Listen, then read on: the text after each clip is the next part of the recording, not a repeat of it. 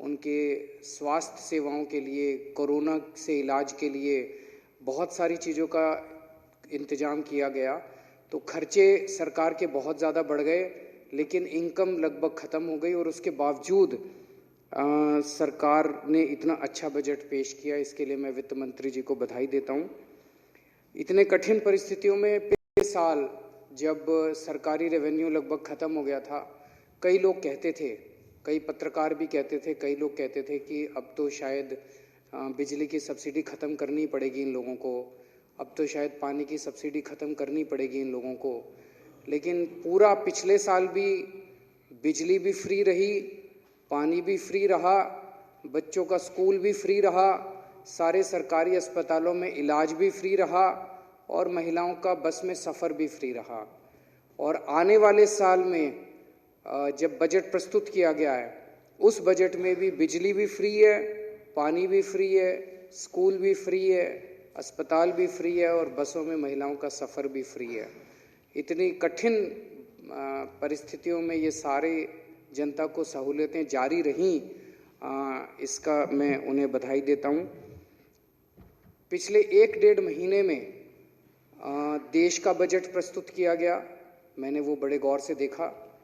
पिछले 1-1.5 महीने में लगभग देश के हर राज्य में बजट प्रस्तुत किया गया। लगभग सभी सरकारों ने, राज्य सरकारों ने और केंद्र सरकार ने जो बजट प्रस्तुत किए, सबने घाटे के बजट प्रस्तुत किए। दिल्ली अकेला राज्य है जिसने इतनी कठिन परिस्थितियों में भी फायदे का बजट प्रस्तुत किया, सरप्लस बजट प्रस्तुत किया, घाटे का बजट प्रस्तुत नहीं किया। ये भी अपने एक बहुत बड़ी बात है। इस बजट को देशभक्ति बजट बोला गया। आज हमारा देश आज़ादी के 75 साल मना रहा है, बड़ी धूमधाम से मना रहा है और इस 75वें साल में इस बजट के ज़रिए पूरी कोशिश की गई है कि अगले 1 साल दिल्ली के कण-कण के अंदर देशभक्ति की भावना होगी, हर जगह देशभक्ति की भावना होगी और कई सारे कार्यक्रमों के आयोजन और कई सारे नई चीज़ें शुरू की जाएंगी। इस दौरान स्कूलों के अंदर देशभक्ति पाठ्यक्रम शुरू किया जाएगा। ये पहली बार हो रहा है। अन्य कई देशों में होता है कि बच्चों को बचपन से अपने देश के प्रति कूट कर देशभक्ति भरने का काम अन्य कई देशों में किया जाता है। हमारे देश के अंदर, हमारे पाठ्यक्रम में मैं समझता हूँ ये एक कमी थी, जो इस वर्ष से दिल्ली राज्य में ये कमी पूरी की जाएगी और बच्चों के अंदर देशभक्ति की भावना भरी जाएगी। इसी बजट में कहा गया कि हम दिल्ली में जगह जगह 500 जगह हम लोग बड़े बड़े तिरंगे लगाएंगे, तिरंगे फहराएंगे, सरकार बड़े बड़े तिरंगे फहराएगी। ये बहुत ही शानदार कदम है। जब भी हम तिरंगा देखते हैं तो हमारा मन देशभक्ति से ओतप्रोत हो जाता है। जब भी हम तिरंगा देखते हैं तो अंदर खुद ब खुद मन बोल उठता है, भारत माता की जय। जब भी हम तिरंगा देखते हैं तो हमें अपनी भारत माता की याद आती है और बॉर्डर में लड़ते हुए सैनिक जो हमारे लिए शहीद हो रहे हैं, उनकी तस्वीर हमारे सामने आ जाती है। ये बहुत ही अच्छा कदम है कि पूरे दिल्ली के अंदर जगह जगह जब तिरंगे लगाए जाएंगे और रोज सुबह जब कोई अपने घर से निकलेगा, दफ्तर जाएगा, रास्ते में उसे जगह जगह तिरंगे दिखाई देंगे और उसका मन देशभक्ति से भर जाएगा, उसका मन फ्रेश हो जाएगा। मुझे ये समझ नहीं आ रहा कि जब से ये ऐलान किया गया है तब से भारतीय जनता पार्टी और कांग्रेस के लोग इसका विरोध क्यों कर रहे हैं। इसमें विरोध करने वाली क्या बात है? अच्छा कदम है, साथ देना चाहिए, तारीफ करनी चाहिए। अध्यक्ष महोदय,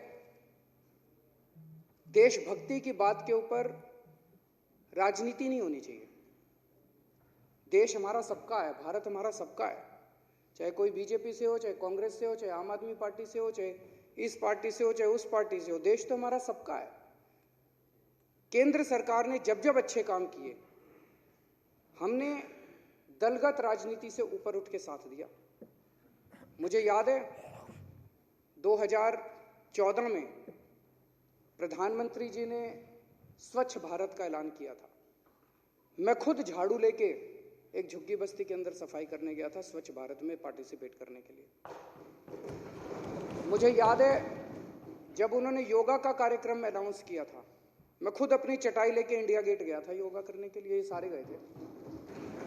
जब जब भारत की बात आती है, हमारे लिए कोई बीजेपी नहीं है, कोई कांग्रेस नहीं है, कोई आम आदमी पार्टी नहीं, हमारे लिए हमारा देश है, भारत माता है। तो मेरे को समझ नहीं आया कि जब हमने कहा हम पूरे दिल्ली के अंदर तिरंगे फहराएंगे, तो भारतीय जनता पार्टी वालों ने इसका विरोध क्यों किया, कांग्रेस वालों ने इसका विरोध क्यों किया। कहते तिरंगे नहीं होने चाहिए। क्यों नहीं होने चाहिए तिरंगे? होने चाहिए, नहीं होने चाहिए? होने चाहिए तिरंगे। मैं उनसे भारतीय जनता पार्टी से पूछना चाहता हूं कि ये तिरंगा भारत में नहीं फहराएगा तो पाकिस्तान में फहराएगा क्या?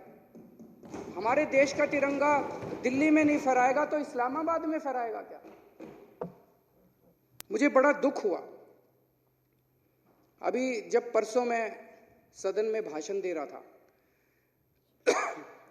मैंने कहा कि सुप्रीम कोर्ट के आदेश के ऊपर भव्य राम मंदिर बनने का काम तो शुरू हो गया। जब ये मंदिर बन जाएगा तो हम अपने दिल्ली के सभी बुजुर्गों को फ्री में रामलला के दर्शन करा के लाएंगे, हम राम मंदिर के दर्शन करा के लाएंगे अयोध्या के। जब से मैंने ये ऐलान किया, ये बीजेपी और कांग्रेस वाले विरोध कर रहे हैं इसका। क्यों विरोध कर रहे हैं इसका? मेरे को तो समझ नहीं आता। मैं पूछना चाहता हूं कि क्या अपने बुजुर्गों को राम मंदिर के दर्शन कराना पाप है? क्या अपने बुजुर्गों को अयोध्या ले जाके रामलला के दर्शन कराना, क्या ये गलत बात है? ये तो अच्छी बात है, पुण्य की बात है। क्यों विरोध कर रहे हैं वो इसका? मुझे बिल्कुल समझ नहीं आता कि वो इस बात का क्यों, हर चीज में राजनीति, हर चीज में राजनीति। कभी देश के बारे में सोच लिया करो। मुझे बेहद खुशी है कि इस बजट के अंदर हमने अपने लोगों के सुबह सुबह योगा करने की भी व्यवस्था की है।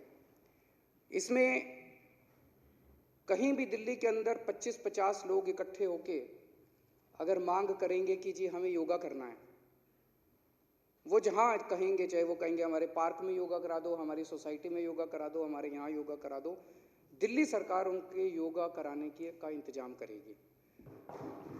ये पहली बार अपने आप में एक कार्यक्रम है कि सरकार जो है जनता की स्वास्थ्य के लिए इस किस्म का कार्यक्रम करने जा रही है। इस बजट में हम लोगों ने सपना देखा है। हमने सपना देखा है कि 2048 का ओलंपिक खेल दिल्ली के अंदर करवाया जाएगा। इंडियन ओलंपिक एसोसिएशन का मैं बयान पढ़ रहा था अखबारों के अंदर। उन्होंने कहा है कि दिल्ली सरकार ने ये बयान कैसे दिया, उन्हें हमसे पूछना चाहिए था। मैं पूरी इज्जत के साथ उन्हें कहना चाहता हूं कि हमारा ये सपना है, हम उनके पास जाएंगे, उनसे जो भी अप्रूवल लेनी है अप्रूवल लेंगे, अगर उनके माध्यम से अप्लाई करना है उनके माध्यम से अप्लाई करेंगे। और ये जैसा मैंने कहा था कि कोरोना एक महामारी थी जो हम अकेले नहीं कर सकते थे, अकेले उससे नहीं जूझ सकते थे, हमने सबका साथ लिया। दिल्ली के अंदर ओलंपिक खेलों का आयोजन भी हम अकेले नहीं कर सकते, हमें इसमें सबका सहयोग चाहिए होगा। ये भारत के लिए गौरव की बात होगी, भारत के लिए गर्व की बात होगी, भारत के लिए बड़ी बात होगी। इसमें हम केंद्र सरकार के पास भी जाएंगे, इंडियन ओलंपिक एसोसिएशन के पास भी जाएंगे, सारी स्पोर्ट्स बॉडीज के पास भी जाएंगे, सारे संस्थानों के पास भी जाएंगे।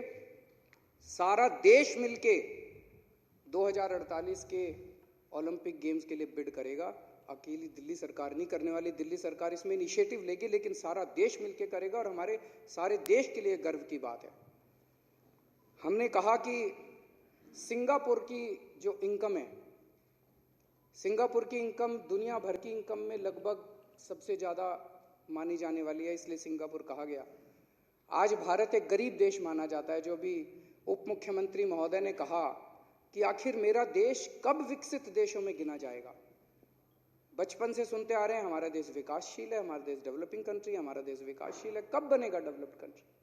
कभी ना कभी तो किसी ना किसी को तो इसके बारे में कहना पड़ेगा ना कि भाई अब बनेगा, अब इसके लिए काम करेंगे और इतने समय में बनेगा, इतने समय तक करेंगे। तो आज हमने कहा 25 साल के अंदर 2047 तक हम दिल्ली की पर कैपिटा इनकम जो है सिंगापुर की पर कैपिटा इनकम के बराबर होगी। हाँ, मैं मानता हूं हमारा सपना है। जब से ये दोनों ऐलान किए हैं, हमने कहा कि ओलंपिक में कि हम बिडिंग करेंगे, हमने कहा सिंगापुर के बराबर इनकम लाएंगे। ये कई विपक्षी पार्टियां हमारा मजाक उड़ा रही हैं, हंस रही हैं हमारे ऊपर, लेकिन मैं कहना चाहता हूं कि आज हंस लो, लेकिन आज जो ये सपना देखा है, जब हमने चुनाव लड़े थे पिछली बार 2013 में, पहली बार चुनाव लड़े थे, हमने कहा था हम बिजली फ्री करेंगे। तब तो हमने कहा था बिजली के बिल आधे करेंगे, हंसा करते थे हमारे ऊपर, हो ही नहीं सकते, केजरीवाल झूठ बोल रहा है। 49 दिन के अंदर करके दिखा दिया हमने कहा था सरकारी स्कूल अच्छे करेंगे, ये कहते थे हो ही नहीं सकते सरकारी स्कूल अच्छे, 5 साल में करके दिखा दिए। हमने कहा सरकारी अस्पताल अच्छे करेंगे, कहते थे हो ही नहीं सकते, हमने करके दिखा दिए। आज हम कह रहे हैं कि 2048 का दिल्ली के अंदर ओलंपिक खेल होगा, ये मजाक उड़ा रहे हैं, करके दिखाएंगे। ये देश करके दिखाएगा, इस देश पे भरोसा रखो, देश के लोगों पे भरोसा रखो। आज हम कह रहे हैं कि 2047 तक 100 साल हो जाएंगे आजादी के, 25 साल बचे हैं, 25 साल के अंदर ये देश, हमारा देश विकसित होगा। हाँ, हमने सपना देखा है और इस देश के लोग इस सपने को पूरा करके दिखाएंगे। तो अध्यक्ष महोदय, ये जो बजट है मैं इसका पूरा समर्थन करता हूं और फिर से वित्त मंत्री महोदय को बधाई देता हूं।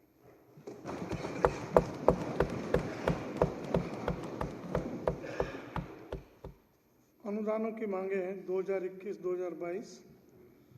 अब सदन माननीय उप मुख्यमंत्री द्वारा दिनांक 9 मार्च 2021 को सदन में प्रस्तुत डिमांड्स फॉर ग्रांट्स पर डिमांड वाइज विचार करेगा। डिमांड नंबर 1 लेजिस्लेटिव असेंबली, जिसमें रेवेन्यू में 61 करोड़ 15 लाख रुपए हैं, सदन के सामने है। जो इसके पक्ष में वहाँ कहें, जो इसके विरोध में ना कहें। हाँ पक्ष जीता, हाँ पक्ष जीता। डिमांड नंबर 1 पास हुई। डिमांड नंबर 2 जनरल एडमिनिस्ट्रेशन, जिसमें रेवेन्यू में 7 अरब 96 करोड़ 15 लाख 50 हज़ार रुपये हैं, सदन के सामने है। जो इसके पक्ष में वहाँ कहें, जो इसके विरोध में ना कहें। हाँ पक्ष जीता, हाँ पक्ष जीता। डिमांड नंबर 2 पास हुई। Demand number 3 administration of justice, जिसमें रेवेन्यू में 11 अरब 44 करोड़ 27 लाख रुपए हैं तथा कैपिटल में 1 करोड़ रुपए हैं। कुल राशि 11 अरब 45 करोड़ 27 लाख रुपए सदन के सामने है। जो इसके पक्ष में वे हाँ कहें, जो इसके विरोध में ना कहें। हाँ पक्ष जीता, हाँ पक्ष जीता। डिमांड नंबर 3 पास हुई। डिमांड नंबर 4 फाइनेंस, जिसमें रेवेन्यू में 3 अरब 50 करोड़ 73 लाख रुपए हैं तथा कैपिटल में 50 लाख रुपए हैं। कुल राशि 3 अरब 51 करोड़ 23 लाख रुपए सदन के सामने है। जो इसके पक्ष में हाँ कहें, जो इसके विरोध में ना कहें। हाँ पक्ष जीता, हाँ पक्ष जीता। डिमांड नंबर 4 पास हुई। डिमांड नंबर 5 होम, जिसमें रेवेन्यू में 9 अरब 58 करोड़ 79 लाख रुपए हैं तथा कैपिटल में 1 अरब 3 करोड़ 5 लाख रुपए। कुल राशि 10 अरब 61 करोड़ 84 लाख रुपए है, सदन के सामने है। जो इसके पक्ष में वो हाँ कहें, जो इसके विरोध में वो ना कहें। हाँ पक्ष जीता, हाँ पक्ष जीता। डिमांड नंबर 5 पास हुई। डिमांड नंबर 6, जिसमें एजुकेशन, जिसमें रेवेन्यू में 140 अरब 8 करोड़ 52 लाख 50 हज़ार रुपये हैं तथा कैपिटल में 4 अरब 81 करोड़ 96 लाख 50 हज़ार रुपये। कुल राशि 144 अरब 90 करोड़ 49 लाख रुपए सदन के सामने है। जो इसके पक्ष में वहाँ कहें, जो इसके विरोध में ना कहें। हाँ पक्ष जीता, हाँ पक्ष जीता। डिमांड नंबर 6 पास हुई। Demand number 7 medical and public health, जिसमें रेवेन्यू में 80 अरब 63 करोड़ 42 लाख 90 हज़ार रुपये हैं तथा कैपिटल में 3 अरब 69 करोड़ 45 लाख रुपए। कुल राशि 84 अरब 32 करोड़ 87 लाख 90 हज़ार रुपये सदन के सामने है। जो इसके पक्ष में वे हाँ कहें, जो इसके विरोध में ना कहें। हाँ पक जीता, हाँ पक जीता। डिमांड नंबर 7 पास हुई। Demand number 8 social welfare. नमस्कार, मैं हूं मानक गुप्ता। अगर आपको हमारा ये वीडियो पसंद आया हो तो इसे लाइक और शेयर जरूर करें, और हां, हमें सब्सक्राइब और फॉलो करना ना भूलें ताकि आप देश और दुनिया की कोई खबर मिस ना करें। तो जुड़े रहिए हमारे साथ और देखते रहिए न्यूज़ 24।